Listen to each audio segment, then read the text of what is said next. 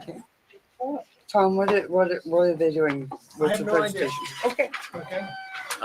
Avery is a finalist, the state finalist in the Inventors. I can't remember. Is it the Inventors Convention? Convention, yeah. Oh, Convention, cool. convention. So he and I believe 7 other Indiana students will be going to Harrisburg here soon to present their inventions, which is part of our STEM curriculum. Mr. Sheeran has done a fantastic job bringing some STEM activities to the elementary. Mrs. Woods has done fantastic, helping us bring STEM activities, and the students have done a fantastic job taking these STEM learning and turning into these works. So Avery is going to share his invention that is a state finalist in this. On the agenda, which number is that? He is number 1, subsection E. Okay. We hyperlinked the video for anyone who's joining us, want to look at it. He did an amazing job doing a sales pitch. It's quite remarkable. Okay, let's go. Good evening, IASD Board of Directors and community members. Thank you for having me here tonight. My name is Avery Schneider, and I'm a 3rd grader here at East Pike Elementary. I'm here tonight to talk about my invention, the SEL Simmer Seat. I am known for being very empathetic.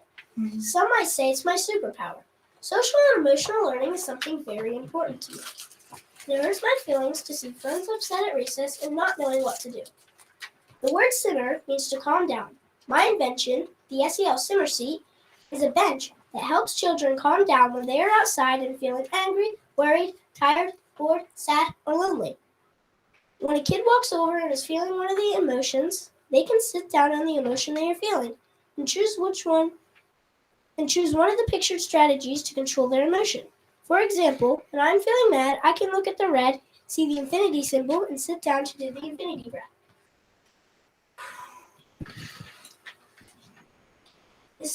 The Simmer Seat will come with instructional cards to teach children the strategies and will also include drawers for fidgets and other stress relieving items. My prototype is only 3 feet long, but the actual bench will be 7 feet long and have 1 foot per each color. I had the opportunity to interview Mr. Vukovic, Mr. Zvorchek, Mrs. Morali, Ms. Urbani, and Mrs. Lychuk to get feedback on my invention. I got a ton of great feedback and praise. I learned about the importance of how to directly teach my strategies and learned about biases. I got some input on the design of my final prototype. I am working on my next prototype to take to the state competition, and I am open to any feedback, ideas, or questions any of you may have.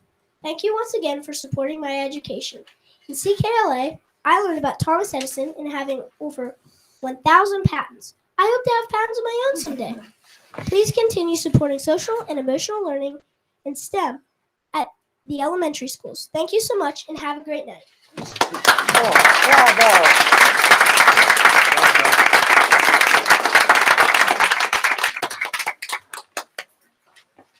Avery, thank you so much. We'll share the microphone. Dr. Sheeran, do you want to introduce anyone else in your group who's going to present at all from inventors, or I think we're going to turn over to Mrs. Woods after that, but is there anyone else you want to introduce? Sure. I have 3 other groups represented here tonight, if we have time for that. Yes, sir.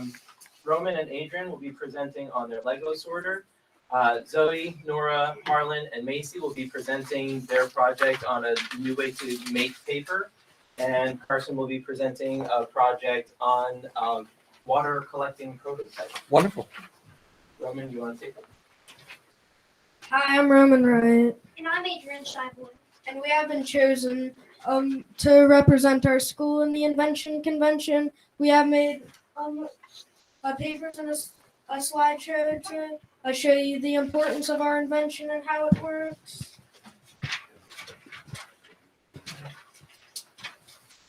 This is our prototype and the final of the project in progress. It was a little bit big to bring here tonight. These are the topics we will be going over today. The introduction, how it works, what it is made of, our ideas, and the conclusion.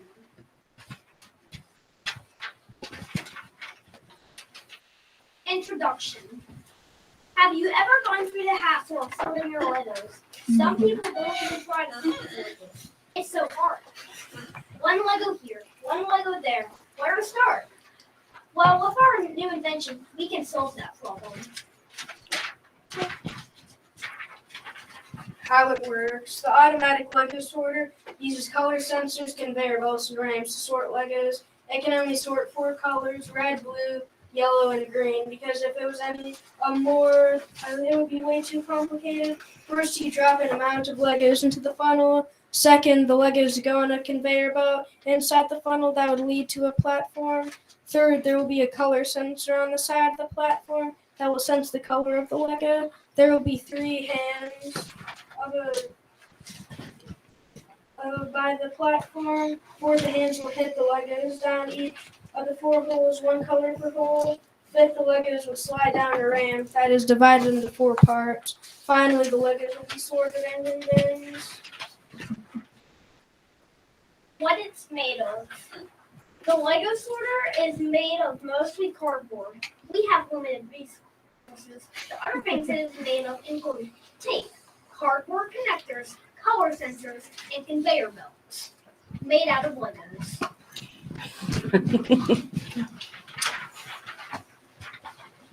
Other ideas. When we started brainstorming inventions, we thought of problems that we had. We came up with the following ideas: the air stabilizer, the auto tent, the flying origami bird, and the automatic Lego sorter.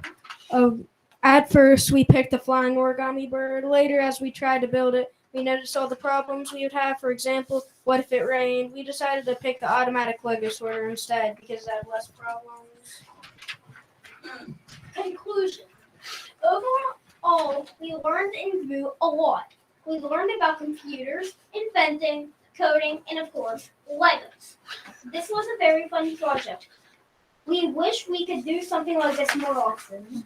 Wonderful. Good job.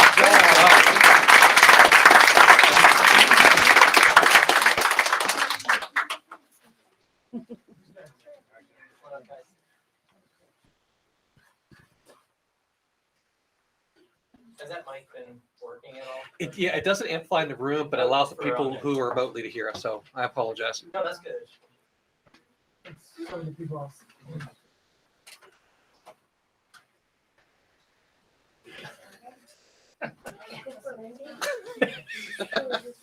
Okay, somebody has to go. Who wants to go first? That does.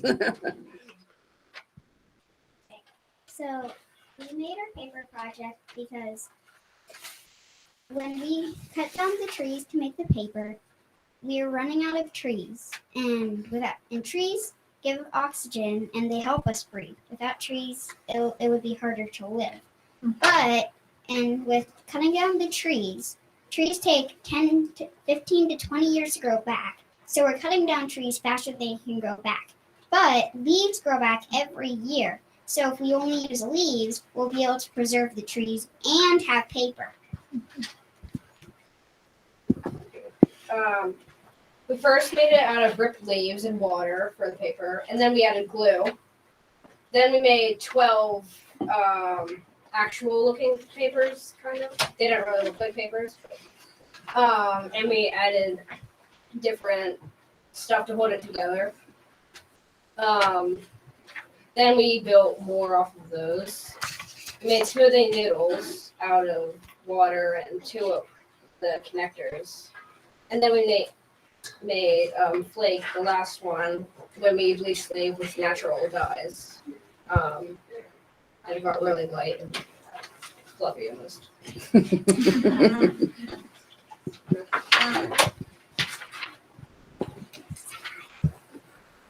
In the future, we want to be able to write on it with a pencil. Right now, we can only write on it with a marker. And we want to make it more flexible. We can fold it, but it can't fold all the way. We wanted to make it more white, so then there's different types of colors. So our brown could work for a paper towel or something, but we're trying to make white paper, and we would want to make it more durable, and we want to use banana leaves because they have better fibers than other types of leaves, and we want to make it tighter because right now there's like it's not completely airtight. It's kind of Fluffy.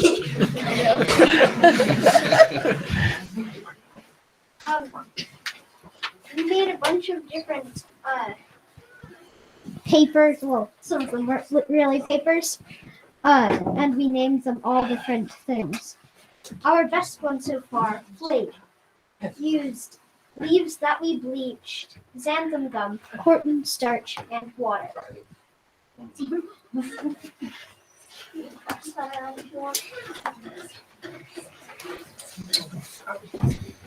It is our latest one is Fendi, and you can write on it with Sharpie. Our other prototypes were Bob, who had xanthan gum and was boiled.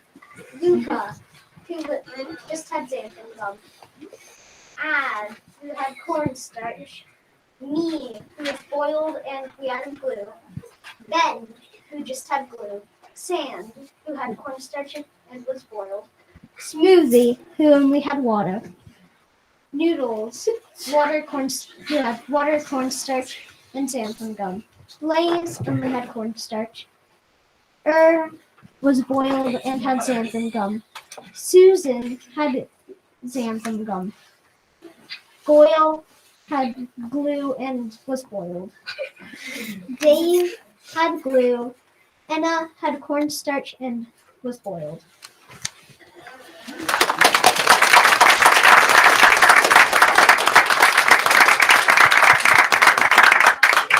Thank you very much. Can I ask you guys a question? You use xanthan gum a lot. What did that bring to the mixture? Kind of made it more flexible a little Made it bit. more flexible? Yeah, and holds it together so the leaves don't fall apart. Cool, thank you.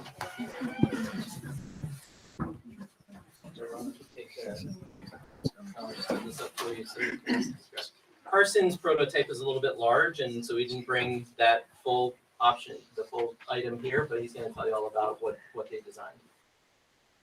So, I designed a water collector, and it is used for places like in deserts that don't have a lot of water, and it can dig into the ground and it will find water with sensors that will extract it from the ground, and it can bring it back to wherever it's like set to go to.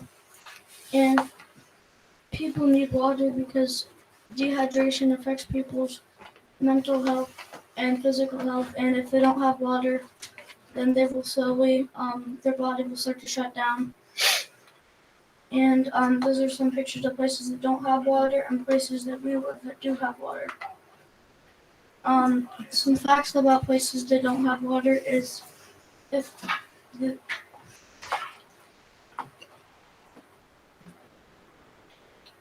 It's okay. About the robot and what it looks like, since we don't have it here tonight. So, the robot that I am currently building is made out of cardboard, and it has solar panels on top that would power the wheels that would make it move, and it has track wheels because if it had regular wheels, it would just get stuck in like the sand. So that's why I built the water collector.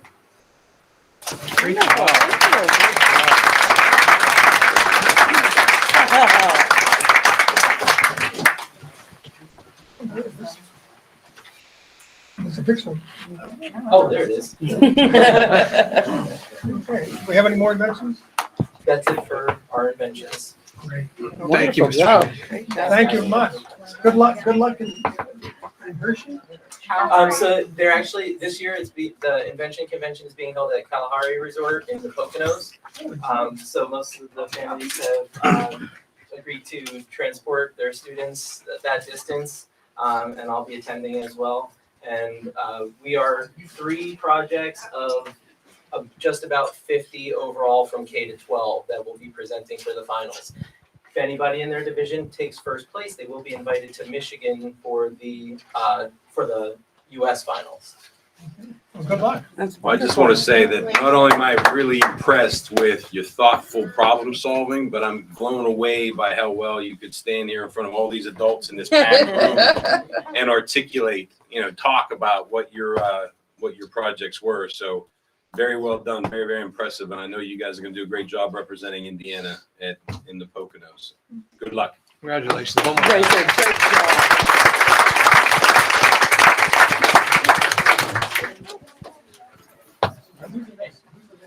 I think Mrs. Woods, if you want to go next with the gifted. Absolutely.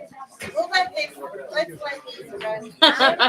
I'm the what's so cool about manufacturing video production. Good job.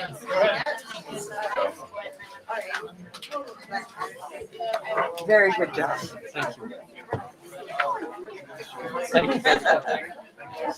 See ya. Thank you. Thank you. See you. See you, Shel.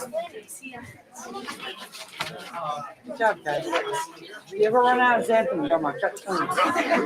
Wondering what I had to do with that stuff.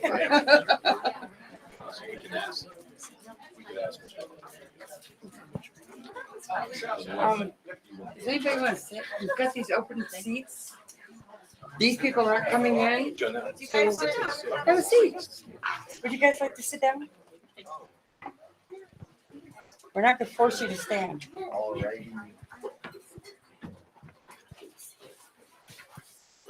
Okay, no. Okay, well, I just wanted to thank Dr. Minnick and Principal Bowers for inviting us here to share a little bit about what we are doing. These are 4 of the 7 members of the What's So Cool About Manufacturing Video Production team, and they will share their names with you. I'm Griffin. Amelia. I'm Hazel. Draven. And we have had the opportunity to partner with Miller Fabrication. yes, we've had the opportunity to partner with Miller Fabrication in Homer City. yes. We have been on how many field trips? 2. And when we went on our very first field trip, we had the opportunity to Tour the building. yeah. So we had the opportunity to tour the building and get a feel for what the facility was like. And then we came back and created a storyboard and thought about the type of footage that we would like to get. And when we went the second time, we collected that footage. We also thought of a motif or a theme, which is We created a character. We made a little cat, money cat. We 3D printed it. I designed it on a I designed it on the computer, and we 3D printed it into existence. It's you could feel it. We don't have it with us today, but if we did, you would be able to feel it. And it's a bit of like our mascot. yes, absolutely. And then we have a resident artist on our team, Jazz Hands. It's Hazel, and she created for us. Will you tell us a little bit about what you created? I made little drawings of Money Cat to represent it in our video. And now we are using WeVideo, and the team is editing and putting together a 2.5-minute video. Our draft is due on February 23rd, so I'm very proud for the work that these friends have done. And also, we don't have a lot of time together, so I appreciate the time that their teachers have given to me for us to work together and for all of their creativity. So thank you, and we'll share more as we accomplish it. And when the video is done, please send it to us. We can put it on the website, share it too. Please, we'd love to see it. Congratulations on your hard work. And we'd like to have a STL of the Money Cat. Some of us. Absolutely. So thank you for allowing us to come and share a little bit about our journey so far. And we will let you know more as we get it accomplished. Wonderful. Thank you.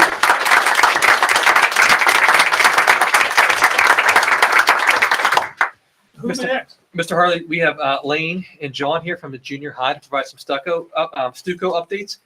Randy, if you're okay, if you can click on the presentation we hyperlink, you can pull that up for them, if that's okay with you, gentlemen. Stand just Yep. this way a little bit. Okay, you're gonna have to move. So real quick, if I could introduce these young men, I've been meeting with them once a month. I'll tell you the truth, last month we had a little ice cream break. It was nice. We had a little ice cream social. We got together, talked about where they're at, and really pushed them hard to say, look, what are we doing to make change in the middle school? What are we doing to really live up to what the board asked us to do as far as improving school climate, giving the students a voice, and having some ownership of the work, and they've done a remarkable job. So with that said, I would like to recognize their advisor too. Ms. Chaycott does an amazing job with them, and it's always a pleasure to come there and speak with them. They're articulate, they're bright, they're passionate, and they're caring. So with that said, gentlemen, the floor is yours. Hello, my name is John Cross, and I'm the Stuco president over at the junior high. The reason why Stuco exists and the purpose of it can be reasonably summed up with just one quote. The purpose of this organization shall be to assist the faculty, counselors, and administrators in the administration and the social control of our school, thereby giving the members of this organization an opportunity to practice with satisfaction the activities of good citizens living in a democratic society. Stuco looks different every year because of the different students in it each year. All of our initiatives have the foundation of the students' passions for how they want to help the school.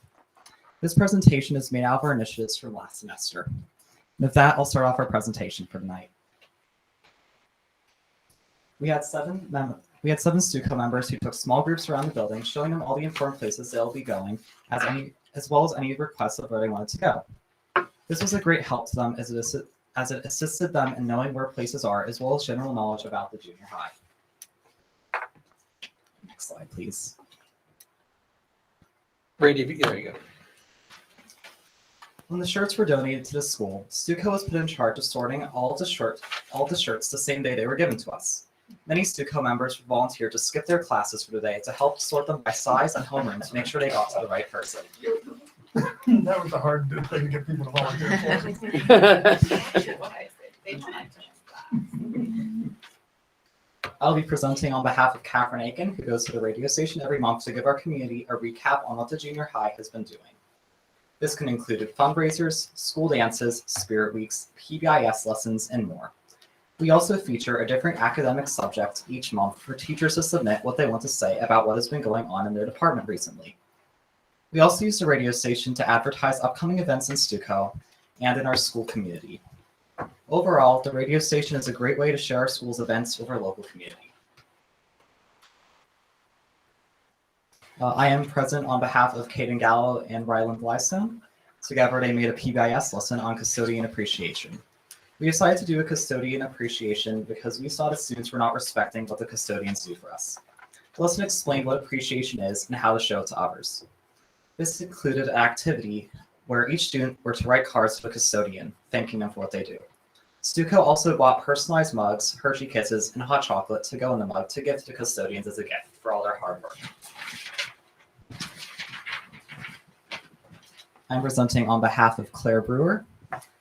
November 14th is Diabetes Awareness Day. That week, we did lots of things to help create awareness for type 1 diabetes. We sold bracelets from JDRF, an organization that helps support research on diabetes, for $1 each. We raised $250 from selling those bracelets. We also did a PBIS lesson, which Nurse Bakora helped us with. Beyond Type 1 sent us a presentation to use, as well as signs to hang up around the school, informing students about the warning signs of type 1 diabetes. Claire also interviewed Dalen Bish, a 6th grader with type 1 diabetes, for the slideshow. Children's Grief Awareness had an individual day in the November Spirit Week dedicated to wearing blue. Stuco students came in early to give staff handouts from hopeful hearts full of information about topics on children's grief awareness. They also passed out blue ribbon stickers as a symbol to represent a person who was wearing one was a great person to go for support in case they were ever going through a situation of grief. So far this year, we've had 5 Spirit Weeks, and we are currently planning our 6th, all of which were planned by Zainab Ahmed. The first Spirit Week we had was a Spirit Week designed with the goal to get students back into school spirit. The second one was an anti-bullying Spirit Week. Our third one, from November 14th to 18th, was dedicated to raising awareness for diabetes and children's grief awareness, as previously mentioned. There was also a Winter Spirit Week dedicated to getting everyone in the holiday spirit, as well as advertising our winter dance. And this month's Spirit Week subject was New Year's, and a special PBIS ticket was created for it. This month, I created a Google Doc with the purpose of allowing Stuco members to share info about their initiatives for the purpose of better communication. Catherine uses this document to gather info about the initiatives that want to be featured on the radio, and Lane uses it to create presentations like these. Ellie uses this information for the school newspaper. That's some photos. If you go back to the previous slide, those are some photos of our Spirit Week.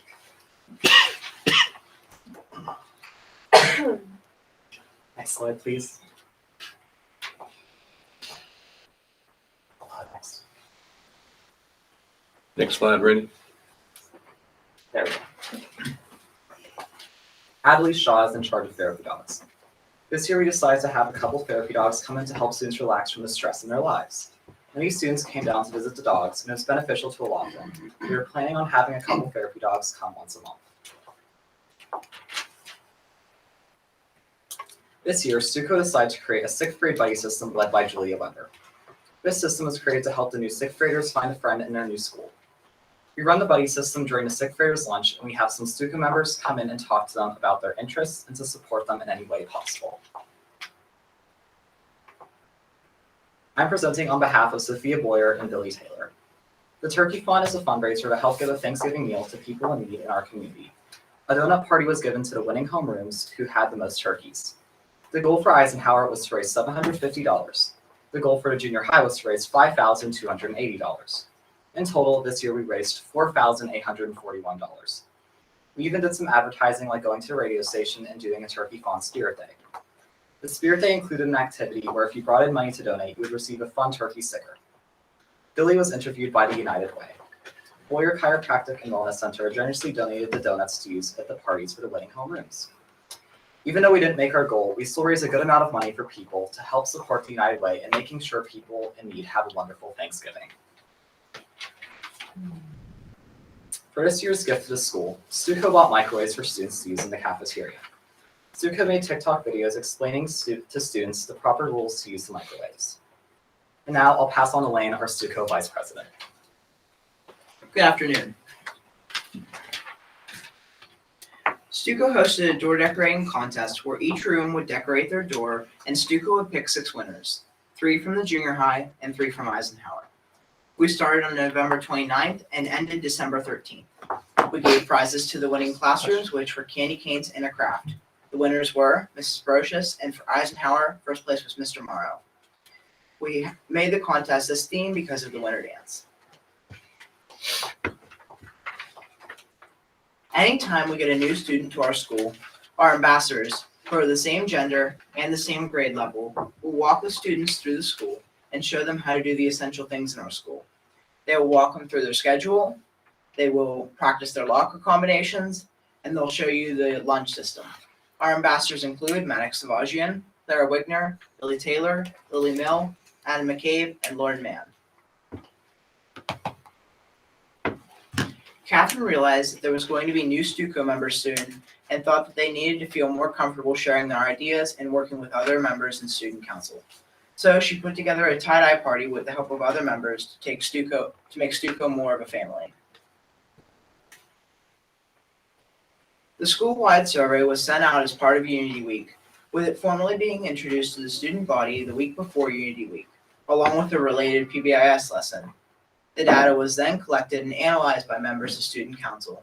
The findings were then shared with the school board and the principals. As a response to the data, an action plan was formed and is currently being implemented. Parts of this action plan include the second PBIS lesson, which the data was reviewed with the school, an increase in teacher presence in the hallway between classes, an informative letter being sent out to the parents informing them of the providers for bullying and the efforts that are being made to prevent bullying. We plan on sending out the survey soon with slight tweaks to get more accurate responses. We also review the information with parents and teachers at Parent Engagement Night.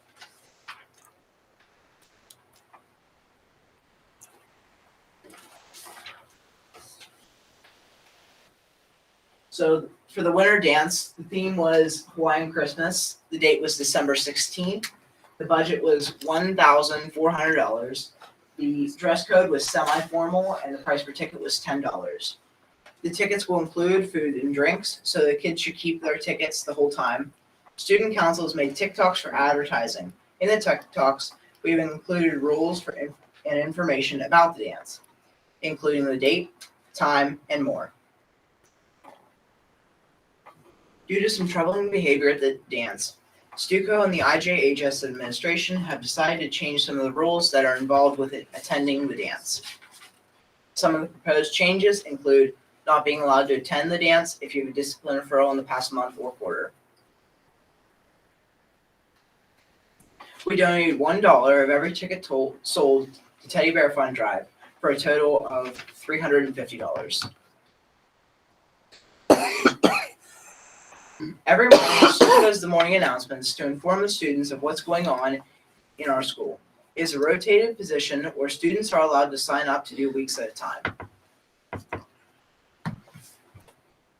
Stuco has started a fundraiser for Cozy Clothes for Kids initiative.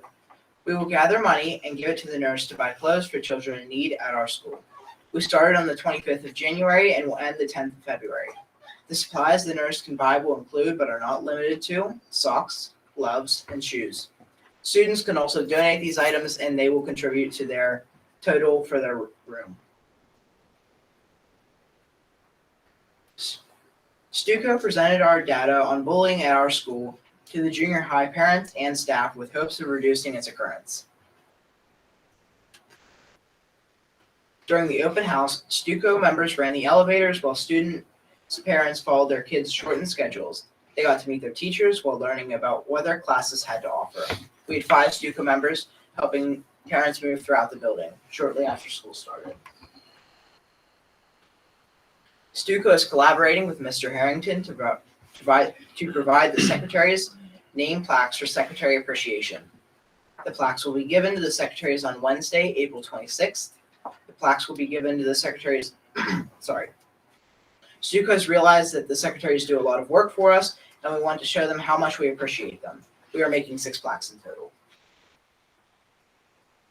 If you would like to ask questions or have comments, now would be the time to do so. Mr. Harley, I'll start, Mr. Harley. I got to meet these 2 young gentlemen. We meet on a monthly basis, and I think Lane has a future aspirations for politics. So when we're looking for someone to sit here at the student rep, I know there's a dire interest from, I don't want to speak for Lane, but I know we said we'd talk about, we got to talk to your parents, but Lane has an interest in growing in that realm, right? Am I correct? So I think that's what we talked about last time. Every successful politician starts with school board. That's Or ends with school board, I'm not sure. But no, Depends well, on how successful they are. Nothing to do with that. well done. And I'll turn the floor up to any of the committee members, but they do incredible work. Or Ms. Chaycott, whoever wants it. Any follow up at all? Very proud of my student. Okay. You should As be. you should be. Very good. May I ask Thank you you, a gentlemen. question about, you, on one of your slides, about kids who need things like a jacket or whatever, could you, can the public donate to that, or how does that work? So the initiative started with a wonderful student in her heart of noticing that some students do not have the necessities. And after talking to the school nurse, she indicated often they do, and they're choosing not to wear coats because they're in middle school. And this is a middle school thing that they do. She said, however, there is a need for shoes and socks. But being that we need to sort these, to be very honest with you, I'd rather my classroom not smell like old shoes. So just new items. But yes, if they are new, they may donate those items. Thank you. Very good. Thank you very much, gentlemen.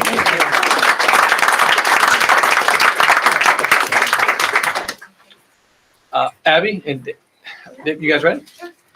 So, Mr. Harley, we have 2 incredible people from the high school come here to talk about a campaign they're leading called Your Story Matters in regards to mental health awareness and supporting one another at the high school. And they also here to talk about Mini-thon. We have Mini-thon coming up. So, Abby, the floor is yours. Yeah, so I'm Abby Huey, I'm David Scardina. and we're part of Leadership Seminar here at the high school. Leadership seminar is a group of seniors. It's actually a period out of our day. And to get in the leadership seminar, you have to be a leader of a club, like an officer, president of Key Club, some sort, and you're in that club. So there's about 30 of us. And we have a lot of different initiatives, but this year, one that really stuck out to all of us and we all agreed on was really important was mental health. And mental health was really amplified this year because of COVID the past 2 to 3 years. Just being on our computers, mental health is a battle that all of us face, whether you're 3, whether you're 80. Everyone goes through their own battles, and we recognized that. And we realized at school, a lot of kids were struggling, quiet, like coming back to school was difficult. So we thought a way that we could brighten it up. We made these shirts. They say your story matters. And we sold them to anyone in our school at the high school. And we also recently opened it up to staff members at the district. So we wear these shirts every final Thursday of the month, or teachers will wear them every Thursday. And our goal is to kind of remind people that your story does matter. You know, whether you're the president of the United States or you're a preschool teacher, whatever you do, you're important. And recognizing your struggle, it is okay to struggle. And we feel that that's really important as high schoolers to have that mindset. And people do look up to us, so spreading the word to older people, younger people, we really thought that was important. And we wanted to convey this message to you guys tonight just to really show you how important mental health is to us and the resources you provide and spreading awareness. It does matter a lot. So keeping that on the forefront of everything that we do, that's just always greatly appreciated with us. And the next thing we're here to talk about, David, if you want to like, pass them along, is I Just Mini-thon. A lot of you teachers and principals in the back may have heard of this, but Mini-thon this is our 15th year of Mini-thon. Our supervisor, Ms. Duffy, helps us with this. And Mini-thon is a branch of Penn State's Thon and the Four Diamonds Foundation. So we work to raise money for kids with pediatric cancer. This was started by Christopher Millard in 1974. So what we do is we raise money. This doesn't go only to like helping with research, but also to the families who may be struggling with affording housing or hotels and certain things like that. Also going to money to spread awareness about the cause. So we started planning for this probably back in December is when we start, but we don't start fundraising until January. So we have a bunch of different committees. I'm an overall chair. David's on the I'm on fundraising. Yeah. So we have a fundraising committee, concessions committee, corporate finance, design, a bunch of different things that we all work together to create this event. This event is on March 23rd, and it's from 6 p.m. to 12 a.m. So the main idea of it, at Penn State's Thon, they stand for 48 hours. The whole weekend, everyone's on their feet in the Bryce Jordan Center, dancing, having fun. We realized 48 hours would probably be a lot, so we shortened it down to 6 hours at the high school. So we'll have everyone in the community donates. Last year we raised over $60,000. So we'll have, for example, Romeo's will donate pizza, and a lot of businesses contribute to this, and it's a really great part of uniting our community and also our school community. So we just kind of wanted to come and get that in your minds. All donations are appreciated, or just we want to let you know the hard work we're doing and our purpose for doing all of these things too. And tomorrow they meet with the United Way. They're going to have a sales pitch to United Way about what they're doing. So we have probably about 20 people coming over. What time tomorrow, Abby? Is it 2 o'clock? It's 2 p.m. tomorrow. Yeah, Mr. Vukovic and Mr. Heinrich have been amazing this year. I emailed Mr. Vukovic at the beginning of the year, asking if he would just, about certain different things. He's just been great, facilitating us with all of our different ideas and helping us give a voice and a platform to speak on all these things. He's just been giving us great opportunities, inviting us to certain things. We're just so grateful for this too and all they've done for our organization. I have a suggestion.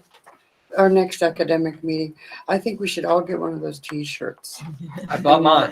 And wear them to the. Yeah. I'm good. I bought mine. I think we should, yeah. That's right, Abby. I'm like, yeah. So meet with me after. We'll all get your, and I'll share it with you. Yeah, it's open to anyone in the community who'd like to purchase one. We wear them. And if you do wear them, take your picture and send it to us. We just want to spread it. It was nice. A student came up to our supervisor and mentioned, I was having a pretty rough day and I saw that shirt and it reminded me, like it cheered her up. And like we just shared that. And it was really touching because you don't think that a t-shirt makes a difference, but it really does, reminding people that they do matter. Any questions?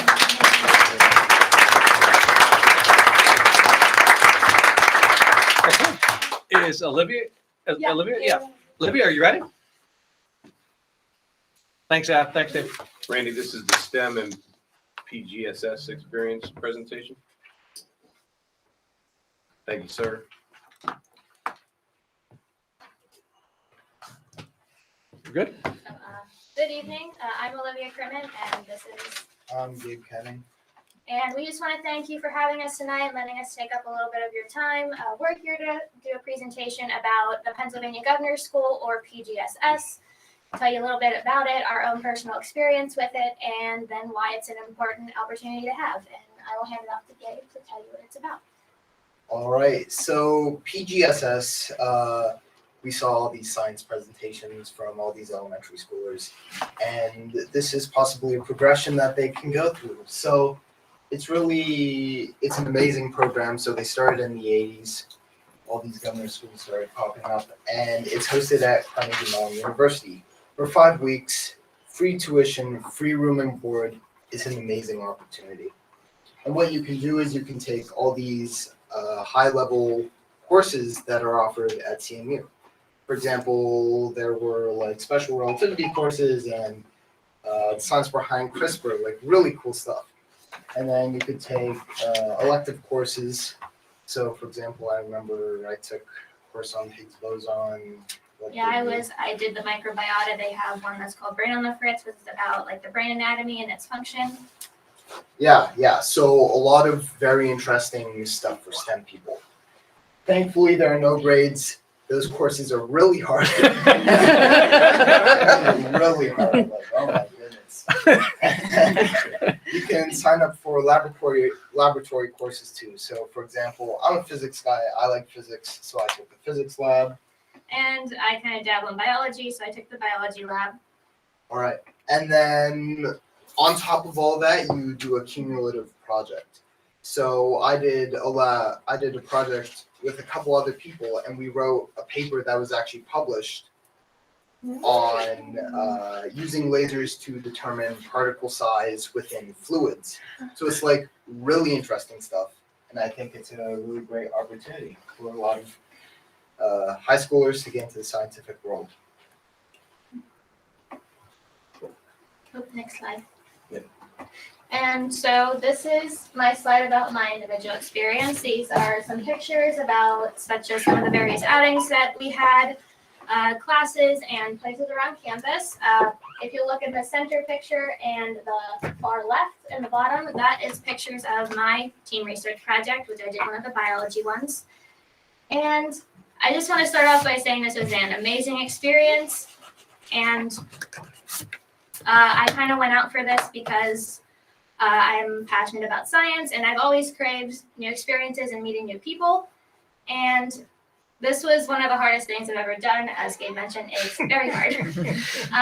The classes and the assignments were no easy feat, and there were a lot of late nights, but every second was worth it. Yeah, and so basically, I took a lot more away from this experience than just non-academics. There is a lot of, sorry. You're doing great. A little nervous. You went to this thing and you're nervous talking about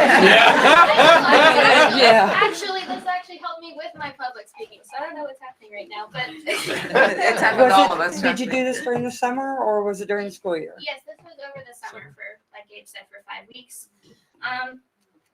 Again, it was just a really amazing opportunity, and I've never really experienced an accepting and collaborative environment before, and so this was a really amazing opportunity to be able to meet with and work with people who were like-minded and who all came to the program to learn and grow as people.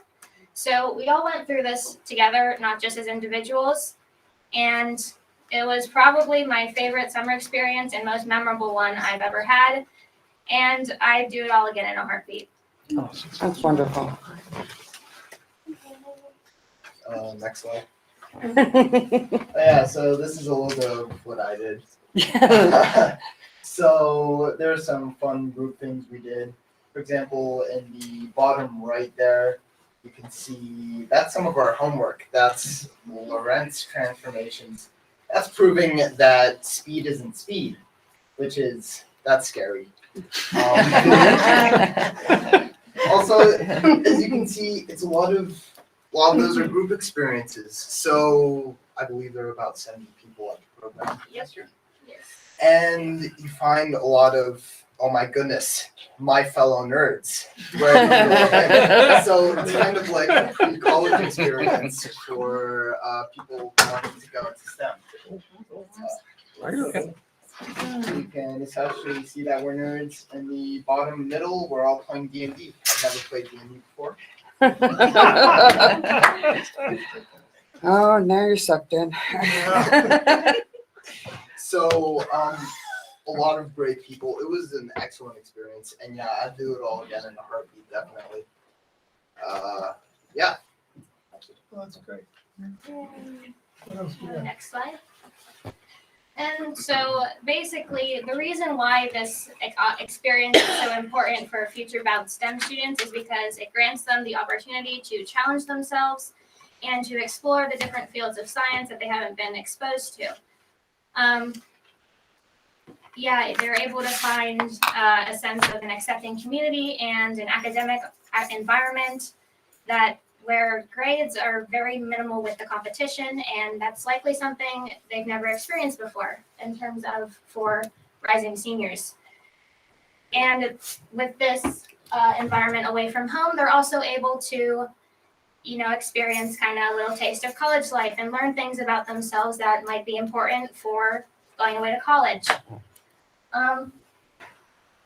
And yeah, PGSS, you're able to meet new people who are just as passionate about the fields that you're interested in. And you're exposed to professors and resources and anything that can help you on your academic journey. And it's even possible that you may meet some of these people again in the future. So the benefits of this program are endless. Next slide. We want to thank you all for hearing us tonight. Right below the thank you is the application link, which opens in October and closes at the end of January. So we encourage you to share this with any interested students who are going to be seniors. And our contact info is in the bottom left if you have any questions for us. And there's some other links on the far right, which is a link to our 2022 alumni page from this past summer. And then there is a link where you can leave donations. There's just a final note that this program is completely run by donations from the alumni program and then private donors. So in order to keep this program going, it is very important for it to continue to be supported. Wonderful. Thank you. Thank you. Thank you.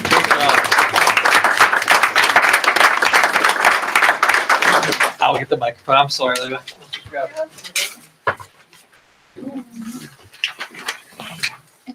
Mr. Howard, I know we have Ms. Dongilla. Would you like her to go next?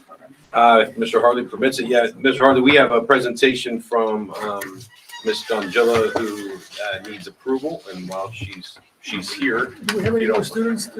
I think the students are done. Hey, nice job. Thank you for coming tonight. We're here every Monday night. Thank you. I said the most nervous sentence of my life. I know how much she's going through. Thank you. Oh, you're very nice. I enjoyed it. Okay, Rob.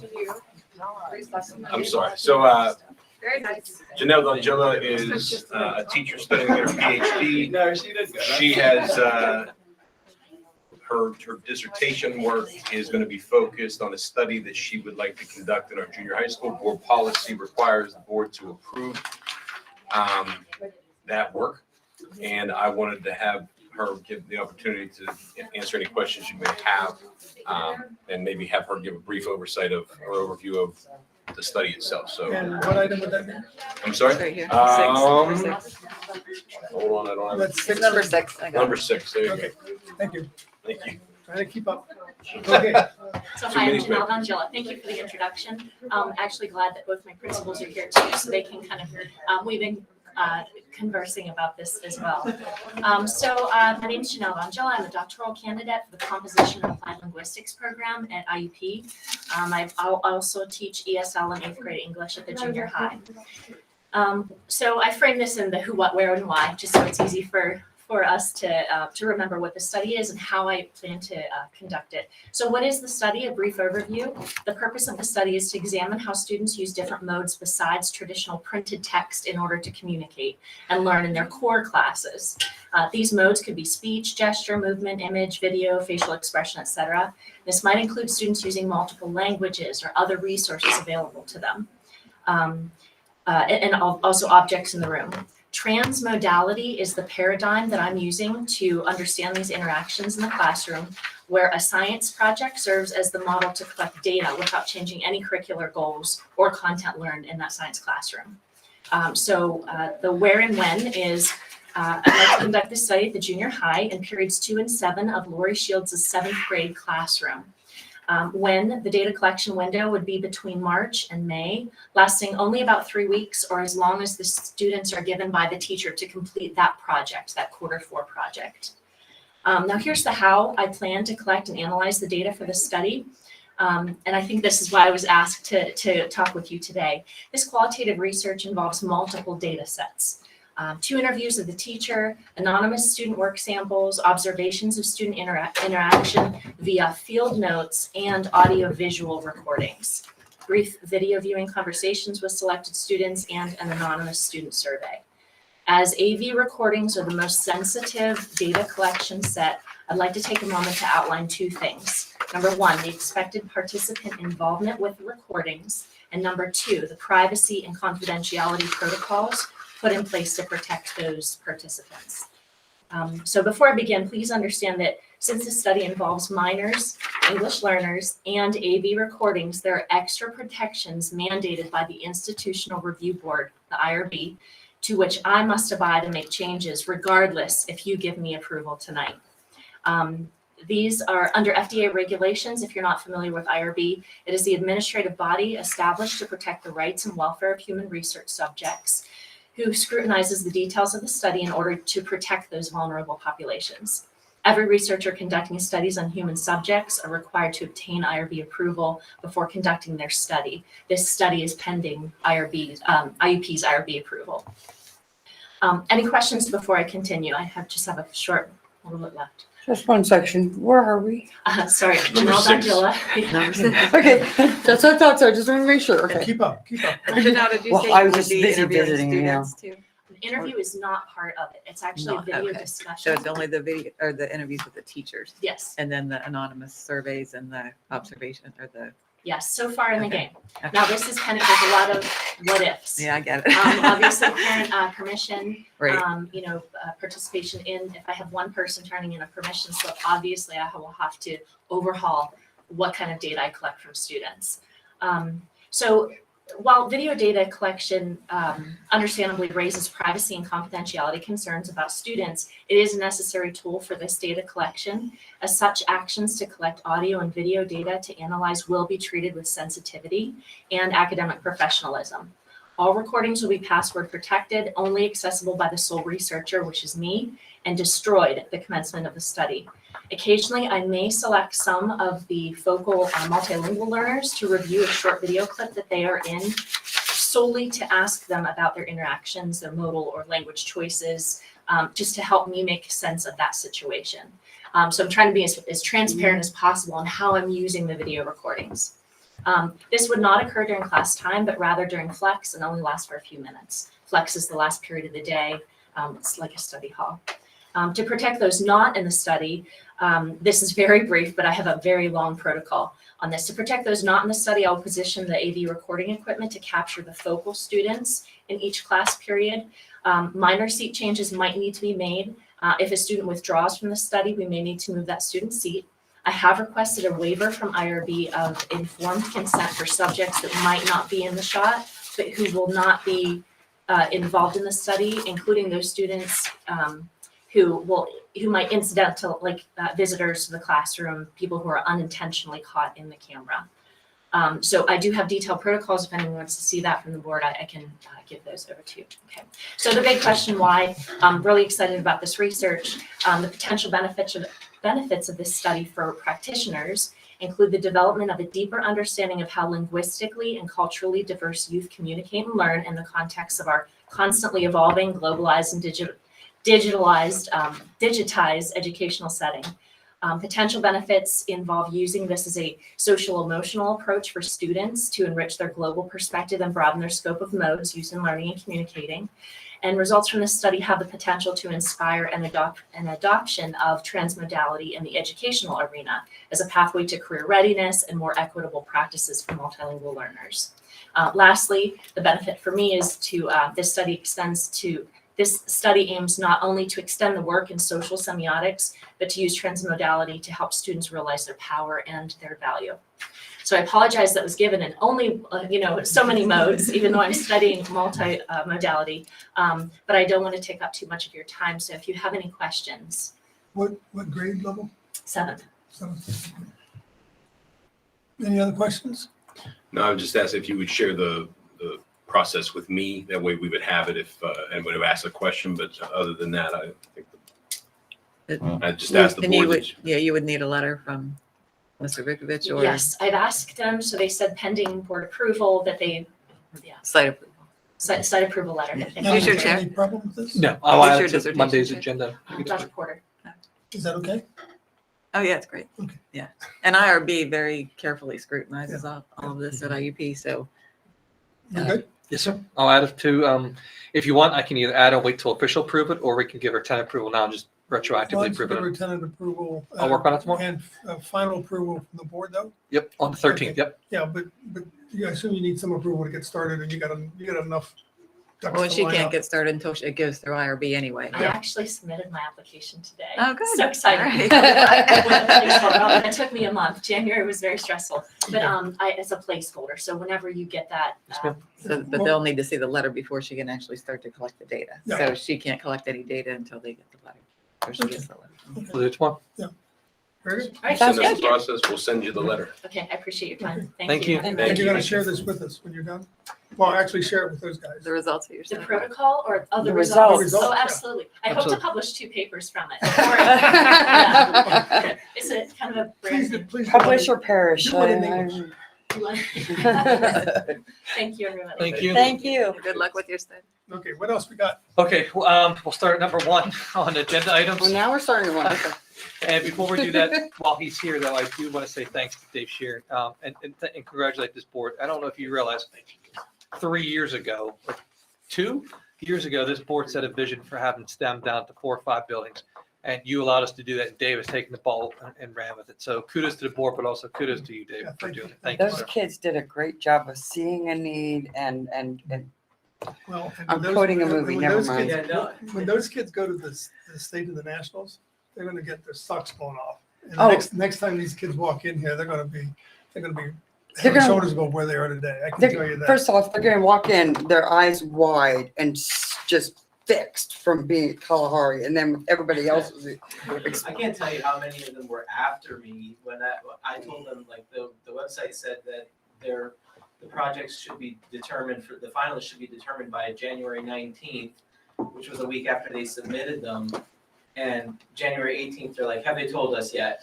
January 19th, have they told us yet? Multiple times during the day. And then I got an email late in the day that said, we're working on them, but we received an incredible number of submissions. So it was like 2 days after that even that we wait. So they were all over me to get Oh, I'm the sure. results. But yeah, I appreciate the support that I've been given here. I'm also on for Lego if that. Lego got, Mr. Edmondson was supposed to contact you. We put a pin in that for next time. Okay, so then I So you will are. say my adieu tonight and my thank you for you. Thanks, Dave. And thank you for everything you've done. Seriously, I've been to Mr. Sheen's class. I've observed it. If you want to see student engagement, I mean, he has it. The kids are actively engaged from the beginning to the end. So he's done a fantastic job. And the junior high students too that did their Lucky Cat, Mhm. that was actually printed out on our 3D printer at Horace Mann. I So- do, the 3D printer, I need to talk to somebody about that at the schools because the library is looking for help to develop policy. Okay. Concerning the 3D printer that they're possibly going to get. And I'm trying to help push things along. Well, the whole 3D printing thing was very new to me, and this has been fantastic. But our school was able, with the grant money that we received 2 years ago, we purchased one for the Horace Mann building and the Eisenhower building. Right now, I have them both set up at Horace Mann and finally running. So this year we're in a good spot. So thank you. Okay, number one then. Yes, sir. For the committee's consideration is a facilities usage agreement with IUP. They are allowing us to use their tennis, softball, baseball fields with no charge except for custodial fees. In return, the agreement would allow them to use our football field when needed for soccer. I guess their soccer field sometimes gets wet and drained out and swampy. So they're asking us if they can use our field in the case of emergency. They will also pay for custodial fees. I had Ron review it, Dan Rowan check it out. Ron worked with their attorney, made some changes, and what you have is the final agreement that we'd like to seek next Monday, if that's okay with the board.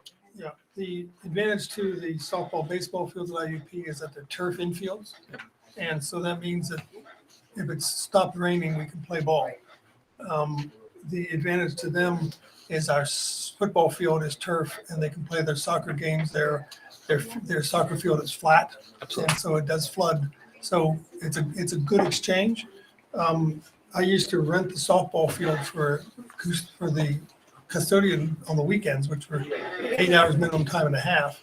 Now that they're turf, there are no custodian fees. Yep. So it's a real good exchange. The tennis courts I play on are excellent, and they tend to keep the one side in NCAA shape. So this is a great exchange for the school. Todd, the athletic director, Todd Garzarelli, has been nothing but incredible to work with. So again, this is just another partnership that we wanted to bring forward and make sure the board's okay with it. Yeah, they also have a rugby field up there on top of the hill too. Do they? Yeah. I didn't know that. Wait a minute. Where is baseball and softball? It's behind the softball field. I didn't know that. Just down further? No, well, it's on the same level as the softball. Okay. Field, but I did not know. To the south of the softball field. So it's ready to go for the board's consideration if the committee supports it, sir. Yeah, I would certainly support it. You have to abstain. What, bring money to us? What's that? To IUP, will IUP be getting any money from this? Yeah, they could. If we have custodial, just they may get custodian paid fees. for. We have to reimburse No, for I would have to custodial. abstain. I know, sorry. Okay. After July 1st, hopefully I won't abstain on anything anymore. Keep your fingers crossed. Okay. Very good. Yes, please bring it to the board and congratulate the people involved in getting this set up. Okay. Next on the list, we have the 2023-24 school calendar. It's hyperlinked for your review. The admin team reviewed and developed it based on our needs, and they're listed below and under item C. We did talk to IAEA leadership as well as the support staff. They both approved. We made one slight change. It does align with everything we need as far as professional development, PLCs, data team meetings to occur, parent outreach, and build-in snow days. The only the one takeaway, sir, is we are maybe a couple days off from ICTC, but they're ending much earlier than we are, and we kind of need to end on the date prescribed because of end-of-year exams and Keystone exams. So again, just like this year, pretty close, not identical, better than we have been in the past, but it did have input from both the IAEA, the ASME group, and administration. So we bring it forward tonight. Has the ICTC established their calendar? They have a draft calendar. Yeah, Okay, we're trying to work with them. They have not approved it. It's still a draft So when status. you bring this to the board, you'll be able to tell us how many days we're off. Yes, sir. And what we're going to do. Yes, sir. Right now, we're looking at about 5. Yeah, we're looking about 5 days off. It's too bad. And was the calendar linked to this?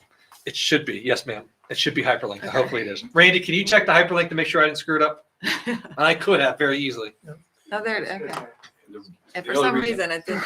Oh, yeah. It was probably my fault, but it didn't open for me. The only reason we're a week off from their start and end time is that their end time is so close to the end of Keystone exams, it would give us no time for finals at the senior high, so we have to move it back a week.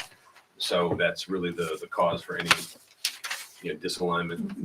Don't the other schools have the same problem? They should. They do. Okay, so you just need the superintendent to explain it to them. Agreed. And I just got this. I'll have to follow up with them at their PAC meeting. So we're at 5, we can go to 2 or 3 would be. We'll do the best we nice. can. Yes, sir. Yes, sir. Okay, moving forward, Mike. Next. This one comes out of the blue. This one's a big one. The junior high tech ed department, one of their pieces of equipment got on fire. It wasn't because of misuse. It wasn't because of any issue with the student. It did catch on fire. We do not have it budgeted. It was a laser cutter. Yes, sir. Yeah. And the hard thing is, Mr. Harley, I know we as a group has pushed them to do a lot more, and they've done it. But I have to come forward and ask you if, if the board would consider purchasing a new one. Right now, there's no grants out there. We can always try to apply Is one in there the any future. insurance money on this? I talked to Jared. Yeah, this is where it's crazy. I talked to Jared about it. The cost of insurance to kick in is $25K. This is $21K. Of course. Yeah, so What's the 21K? it's a laser cutter. They use the laser cutter in their tech ed program. It caught on fire 2 weeks ago, 3 weeks ago. Yeah. Yeah, it was the same day that you put out. How the much you notice sent out on a fire. notice? Yes. Wait a minute, how much did you say they needed? 2,100? 21,000. Get out of here, you're talking. Yes. And do we have the money? I mean, I thought Glow Forge is only 10,000. So I only know this because of, crafting nut. So what brand is it that they're going for? It's on the link. I hyperlinked the sorry. quote. I just don't know. I mean, I couldn't explain what it is other than I trust those guys if they're at, well, they burn it up. I saw it. We had to tell everyone there's a fire. Well, no, I believe it. I mean, those things are, when they decide to go bad, they go bad fast. Randy, what is the brand? Can you scroll up to the top? Allegheny, What did you find, Rob? Allegheny Education Systems. Compared the Ah. quote, it is a Epilogue Fusion Edge. I have no idea what that means. I can't tell you what that means. Epilogue laser. Okay, thanks. What it means is fancy words to get a bigger price. Oh. The one for 10,000 that my family got, my sister got, was about this big, and it takes care of window cabinets and all that other stuff, but I'm not sure. But yeah, that's the only Bring it, reason why I was bring it asking to the the price. board. Okay. And we'll learn a little bit more about it between then and now. Okay. And if they have any better pricing, and is it available on the CoStars? It is. It is. So we could get it relatively quick. Yeah, and also, if there's a chance to upgrade the machine, then take a look at that too. And you see what those guys have done using it wise. I mean, Oh, yeah, no, But it's gotta be a 2-year-old machine, so if there's something better out there, let's buy the new mousetrap. we're on it, sir. Okay, what else you got? Next, IUP speech agreement for 2023-24. So when we approved the contract through ESSER's funds, what happened was we looked at the board meeting minutes and it said to approve the contract as was written. Unfortunately, the contract from IUP said it was only written for 1 more year. So all we'd like to do on next Monday is Is bring extend forward it. a renewal for another year. We can still use ESSER's funds for it. We budget it. We're kind of cleaning up the language that kind of slipped both parties on that. But we love the partnership, Justin, or on the spot, Dr. Fraser, if you want to talk about it, if it's a value partnership between the both organizations, we're just cleaning up some language. No, I'm really good with you not talking about it. Okay, all right. Yeah, fair that's enough. what. Fair enough. We good? We've heard the reports of the Okay, benefits. fair We know enough. it's Yeah, happening. yeah. It's going well on both sides. Okay, And let's that's keep another it. one I'll have to abstain. Next one on the list, Westmoreland IU agreement for audiology services. We have a student who needs a couple hours a week. That's a service we don't provide. So Justin had to work on getting a contract for that. We'd like to have that approved to make sure that child gets the services he needs as part of his IP. Justin? Yeah, so the only thing that I would add to that is that the local IU does not provide this service. So that's why we had to look out to Westmoreland IU. They're able to do it. The cost is high, but the amount of hours that we would use, I don't think would really exceed probably 10 hours. Do we have to transport the student to Westmoreland? No, they would come here. They'll come here. Yeah. They just- They don't have someone at IU who could do the same service. So that other Westmoreland. Somebody from Westmoreland IU will come here to do that. Right. And you can't get that on the local market? No. It's They don't not have available. Well, I understand that the IU doesn't have one, but could we get it from the professionals like we do No. dentistry? Yeah. Because from what I understand from the audiologists around here, that once they fill out all the paperwork, send it back in and have it sent back because there's some little error that they weren't prepared for, sent back. So it takes about 3 months before it gets straightened out. Yeah, So that they'd and rather- like private audiologists, you're going to pay a whole heck of a lot more for a private audiologist than through the IU. Okay, very good. Bring it to the board. Let's make it happen. Okay, number 7, we're going to email you later on tonight or tomorrow morning, our draft comp plan, professional development plan, guidance plan, induction plan. Those all require board approval. We had some committees that we met, worked on that. Yeah, we approved the guidance plan. What we want to do is provide you with copies of other ones and seek approval on the 17th. We knew we'd be pressed for time. And I didn't hyperlink them. I totally forgot. That's on me. I'll get them out tomorrow. Just send them to Sue so she can review them. There we go. And then she'll give us her opinion, There and we we'll go. go with that one. I started looking at the induction plan because you sent it for the NCE Yep. meeting. So will we approve it after the NCE meeting? You'll probably approve it on Approve the it 13th. before, yeah. But we it can always was- make changes. But currently it's in draft. I just didn't see the need for the NCE people to look at the plan that's about to be outdated, you know what I mean? Since we. Right, this is the upcoming. This yeah. is the upcoming plan, correct? Because there might be something that So come you've out of already- that Exactly group right. that might be helpful to the plan. Exactly We've right. already reviewed the one. Which, Yeah, Oh, the induction perfect. plan. I mean, I didn't read it word for word yet. No. It's pretty much all based on the Danielson model. It is. and- Yep. it is, it's aligned to the Danielson model and best practice across the state. And we did have the Act 48 committee give input and they reviewed it at the last meeting. So, it's all but finished, but, input is welcome. If you see anything that you feel like we would add, I'd appreciate your eyes on it. Yeah, I'll give it a more careful read. And you send this out to the rest of the board. We'll get it tomorrow. Yep. And then I'll leave number 8 for Rob. Mr. Harley, if it's okay with you, can I be excused to go over to high school? Katie Kowalczyk is going to, I think, About get to score 1,000. Yeah, I think she's going to get 1,000 points tonight. I mean, she breaks the 1,000-point mark in tonight's senior night. So would that be okay if I went over and just checked on those kiddos? Just text Cinda, see if she's done it yet. So that She fell in love with the girls. See, which is Oh, kind yeah, of cool. she's out there. Yeah, get out of here, Mike. All right, are you okay with handling Yeah, full course? this should only He take- can handle one thing. Okay. I should be able to handle that. Yes, sir. Thank you. Yeah, so third grade spelling, the teachers, the Good luck. principals, and I have been hard at work trying to fix a problem that was created with our curricular programs. So as you know, we have foundations. We switched from guided reading 4 years ago to foundations and then CKLA knowledge strand. Well, these two programs are very, very solid and they accomplish a lot of things very well. But third grade CKLA assumes that the students have been taught explicitly the patterns and how to spell things in the previous skills Curriculum, lessons, which yeah. we have not currently purchased. We are piloting that program in 12 classrooms, and we're looking at the data that comes out of those classrooms. However, what's happening is now we have a whole bunch of students who are getting very poor spelling grades. That's really not their fault. They're curriculum casualties, right? They're Right. suffering from our grading, and we're giving them D's and F's and percentages on spelling when it's really not their fault. It's our fault. And what we'd like to do is two things. First of all, we put a committee together. We worked very hard. We met with the third grade team, and we came up with a plan to fix this, right? So we're now going to explicitly teach this in the class. We found time. To the principal's credit, they did a great job working with those teachers to make sure that this is a doable thing.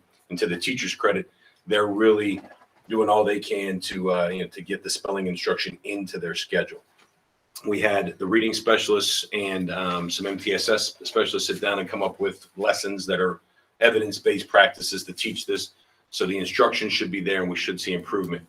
The problem is that I also want to change the grade. I want to change the report card, the way we report this to parents. Currently, we give them A, B, C, D, F, right? A, B, C, D, F.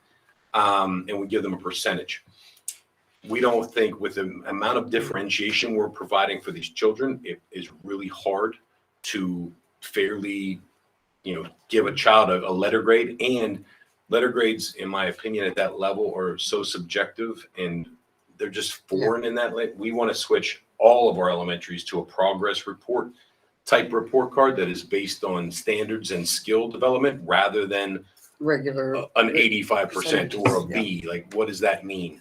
B. We'd like to have conversations with parents to say your child can decode these words and these words and these words. They need help here, or they can spell words that have these patterns, but they need help here. Or, your student is working far above grade level because they've accomplished all of these things. And here's what we're doing to push them. So we have actual transparent conversations with parents about exactly what it is their child can or cannot do. When do we introduce the graded Third grade. in third grade? In third grade, yeah. And what we want to do right now is I'm putting committees together to look at the report cards we have K-1-2 and move to a standards or skills-based report card that doesn't have letter grades, but it has some sort All the of way from K to 3. I'd like to go all the way to K-5 with your permission, at least explore it. However, for tonight's purposes, I'd like to change the grade, the way we report spelling grades, specifically in third grade, from A, B, C, D, F, Just spell. just spelling, to above level, on level, or below level. And basically anyone who is getting all of the words from CKLA, which are very hard, they're multi-syllabic words, they're advanced, vocabulary. If they're getting them all and they're getting A's and B's on the spelling assessments, well, you're above level, right? If you're getting a modified, or if you have all the words, but you're pulling C's or so, you're on level. And if you're getting a modified list, regardless of what grade you're getting, you're below level. But the parents, in addition to that above level, on level, or below level, will get a report from the teacher that says specifically what it is, why that report is coming back, and what it is they can spell or cannot spell. If we get that permission, then I will work with Wes Matthews to work on how we can change that on the report card. But I wanted to bring it to your attention first because our policy says you guys, have to be. That sounds great to me. We have to do something useful. So, bring it to the board. So you had teachers on that committee? Oh, Some absolutely. of the third grade teachers. We went with all the third grade teachers. All the third grade teachers were present, and the ones that wrote the lessons, we had Carrie Kinter, Meg Ballas, and then some of our MTSS people, and even one of the school psych interns sat in and helped to make sure that the lessons that the teachers wanted, and those are just suggestions. The teachers still have the autonomy to pick what they want to do, but we gave them a hey, here's a suggested format to follow. And they, to the credit of both buildings, they've worked together very well to make sure that they're running the same kind of play and approaching it the same way. We're going to reconvene after 3 spelling cycles to see how effective the instruction's been and reevaluate our plan to see if we need to change. What's the spelling cycle? It's approximately 5 days. So in 3 weeks, we should be in a place where we get back together, look at the data, and see if we've had improvement. If we have had improvement, we'll continue that path. If not, we're going to go a different route. But what that might look like to be determined. But that's really the instructional piece we can handle. I think the teachers have been, very engaged and active, because it hurts their hearts when they're sending home these bad grades to these kids that they know are really victims of us changing programs and having one program that moves much more slowly than the other program expects. And so we'll keep working on those things. And it'll make it a lot easier for the parents that are to understand and know that the kid who they may think is worth the higher grade suddenly is not getting that. Correct. And that will fix that. And we have a suspicion that most of those kids that are getting the higher grades are simply memorizing the words like my mother used to make us do, your mother used to make us do. And there's really very little research that says that that's an effective way to teach spelling. So we're Write hoping the word that, 15 times. right, write the word 15 times. And, do it in red, now do it in yellow, now do it in blue. Like all of those things that we used to do as children have just been proven to not be very effective. And we're going to try to do this the right way and make sure that kids have the skills necessary to actually spell words, break them down, decode them, and then encode them based on what they hear and what they know about the rules. So, and I don't want to speak for all the administrators, but I will. I think we all agree at the elementary level specifically that a standards-based, skills-based report card is going to be much more valuable to the students, to the teachers, to the parents. Mhm. It's going to be much more transparent. It would hold us much more accountable to what we're trying, and it'll keep everybody focused on the goals. And I would like your permission to move forward with these committees to really look at those progress reports and see how we can make them more effective and more in line with what we're trying to do. So, but this motion is only for third grade. Just for spelling. I need your but permission for it's a that. precursor of what you're going to bring us the week after next. Yes. Correct. Yeah. Okay. And do you have remedial spelling for adults? Because we could really use some of that. You're right. Yeah. And that's because we were all taught in the old way. And in fact, it's interesting you bring that up. Some of the students that come to NCE who are brilliant children who are talking these high level conversations with us admitted to us at lunch that they can't spell. You know what I mean? And there's a reason for that. I mean, and we're trying to fix that. Even our brightest kids at the high school level have trouble spelling, and we're going to fix it. That's the bottom line. Okay, great. Bring it to the I'm board. all for Let's make it happen. All right. Thank you Okay, very much. And certainly the permission to expand this, look at expanding this to the entire elementary. Of course, I would bring any recommendation to you for review and for your input, but I would like to get those people together sooner rather than later and start working on that. I'm And all with for that that skills too. pilot, that started already, right? The one The that the CKLA teachers came Skills and Pilot's talked to us. half a year through already. How's that going? We just got the mid-year data back this past week, so we're anxious to look at that. It didn't seem, at first glance, it seemed like they were pretty much on pace, but the teachers that are running the skills pilot have shared some pros and cons, what they see. So we're going to sit down as a group at the next Act 80 day. They're going to be with some CKLA specialists, and then they're going to sit with me after that and talk about what's working, what's not working, and what their recommendation is. Then the lead teachers are going to take their input. All the lead teachers, by the way, are piloting this as well. They stepped up and said, if we're going to try this, I need to know it. So they've all stepped up, and we're going to have a conversation. We'll bring that recommendation to you, whether it's CKLA skills that we're going to move. We all agree the foundations moves too slowly. I mean, we've seen that. We've looked at the recommended scope and sequence from letters, which is, kind of like the gold standard as far as how, when students should have skills. We looked at the state standards. We realized that our report cards are too slow, or our expectation for them are too slow. So we want to accelerate it a little bit. We don't know if CKLA is the tool or we're going to do something else, but whatever that is, we'll bring that to you here probably sometime in the spring, make a recommendation for your approval. or Sounds good to suggestion. me. Okay. Sue's nodding her head, yes. And if you have any questions, you want more of that, please let me know. Give me a call, come see me, whatever. No, I was As- just curious because who was it? Angie Petroff and a couple of the teachers came and explained that pilot. So I just wondered how it was going. Yeah, Angie's one of the ones that was, she's in third grade, but she's a lead teacher, so she's looking at it for sure. But all of the lead teachers and then a non-lead teacher person is running it, and we're getting all the information back from them.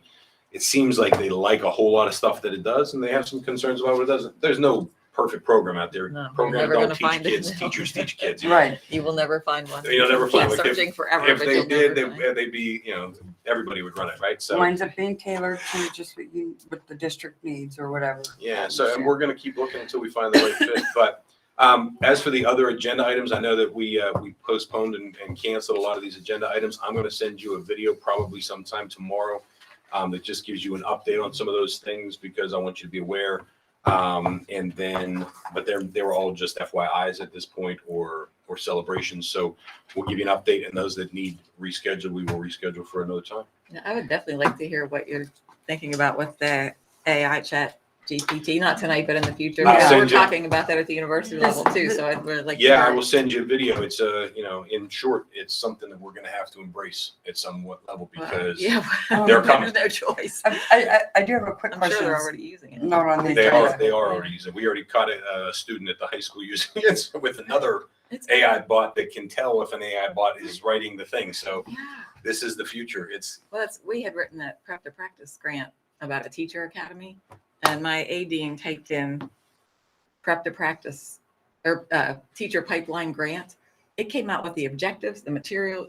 I mean, the whole grant was My written in God, we're gonna seconds. all die from the Terminator. Seconds.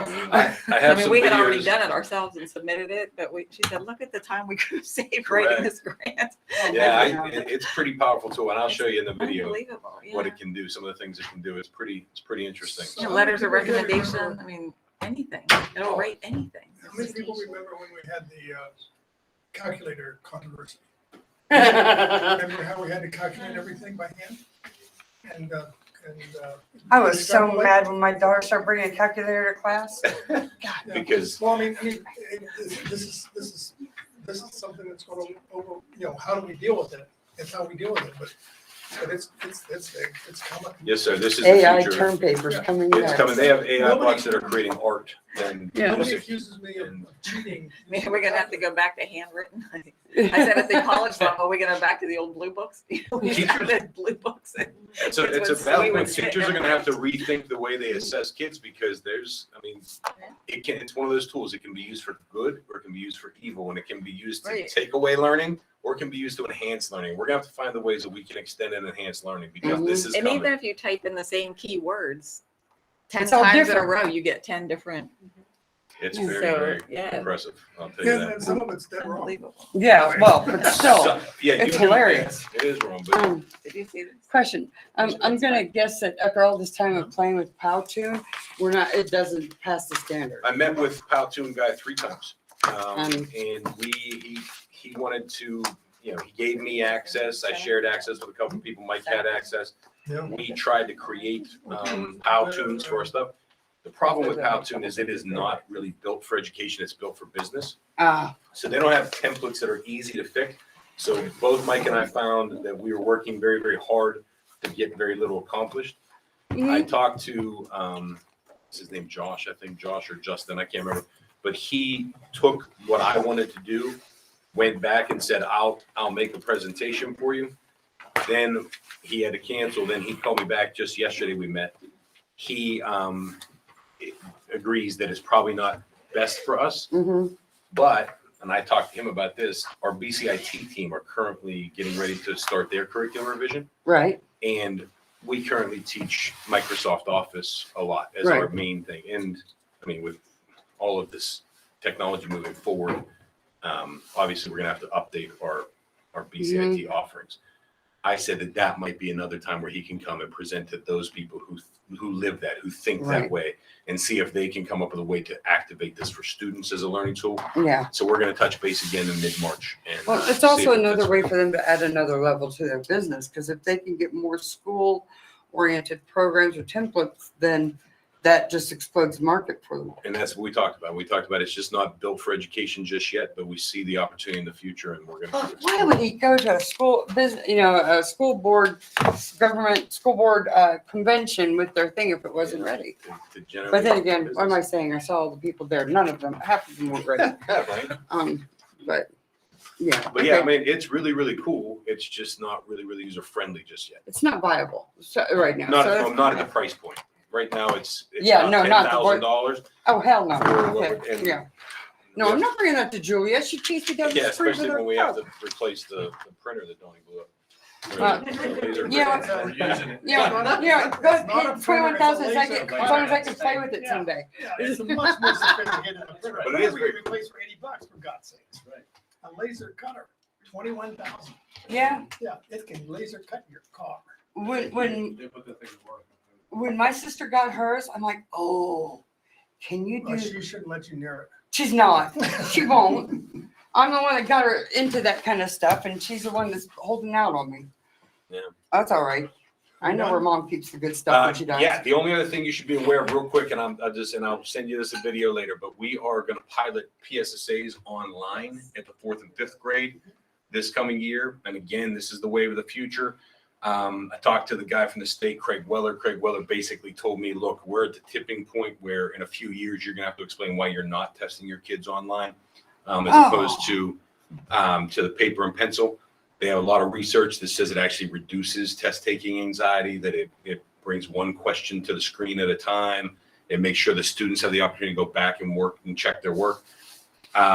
So we talked about how we could, Will we get the results any earlier? we'll get the results faster, and then we get analytics too to see if this child actually took the time to try, As a or whether or parent- not they just click As a buttons. parent, Mhm. okay, getting the results at the midway or halfway through the summer. It's terrible. And I'm trying to get my son remedial math. Okay, that's the stupidest thing. Okay, I need those information earlier so I can kick his butt for the rest of the summer. Okay, I admit getting the analytics sooner but is great, and all that, and have time to go back and go over. What's the cheating aspect on that?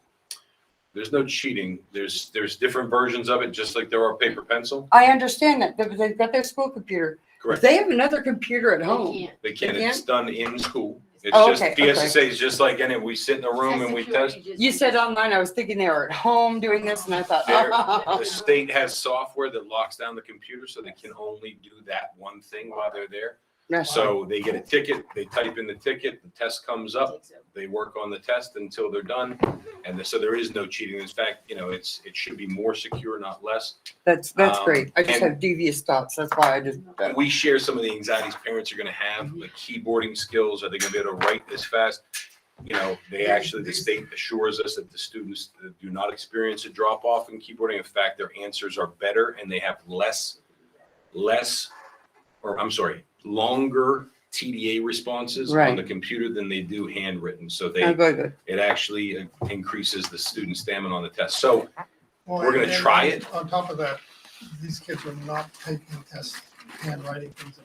That's Right. it. We're all slowly losing the ability to handwrite, so. Slowly, the kids It's that gone. the kids that are coming up don't have it at all. Right, and I mean, you see, they're working on prototypes and things like that. It's not your father's education anymore. So we're gonna try it out, and if it's a terrible, miserable experience, then we won't roll it out to the other buildings. If It's it, always if a it's terrible, successful. miserable experience. I Yeah. always hate change, but it's always better to change. So this week, the parents will be receiving 2 letters from my office. The 3rd grade parents will be receiving the letter about spelling. The 4th and 5th grade parents will be receiving a letter that explains the benefits of this effort to try PSSAs online, and we'll go from there. And the teachers were involved in the decision. We went to them and asked them. They shared some anxieties with us. We talked to the union rep, and the union representation said they approved. Aaron and Kevin both met with their staff. Their staffs are on board. We're So practicing typing. We've incorporated things like that into our thing. There are online tools that the teachers can use to prep the kids for how the test will look, that kind of thing. One of the things that's really nice is that the calculator will come up on the screen for the questions. They're allowed to use calculators for questions they're not allowed. They can't access the calculator. Good. So Good. that makes it easier for those questions. I'm excited because it will allow our special education kids to have text-to-speech rather than headphones. So it's not relying on somebody reading it correctly or, them hearing that person. They can play it as many times as they want to. It'll be the same every time, and I'm excited about that as an option for them and those kinds of things. So, I mean, it is the way we're going in the future. They've been talking about doing SATs online eventually, so we're a good place to start in the district. And the taxpayers in Pennsylvania spend billions with a B on Mhm. these state tests every year. And it's, this is going to save a whole lot of money in the future. So. And our kids Well, it spend should save your trillions of counselor hours. time too, right? Oh, That they're it's not gonna save distributing all those It's tests gonna and save counting me them and and Brenda collecting tons of them. time. Yeah, the people that we call them SACs, the school assessment coordinators, they are going to be saved oodles of time as well. And it should increase student accuracy, less mistakes, bubbling things in not all the Right. way. It should Yeah. be a win-win-win. So I just want to let you know that we were going to pilot that in 4.5, and then we'll let you know how it goes. It's a new age. Anything else? No, sir. Michael said you could do 8. I can send the rest. I can send the rest to you in the video. All right. Thank you for. Go home. Thank Let's go home? Okay. If you insist. Put my coat on. It's time to go. Right.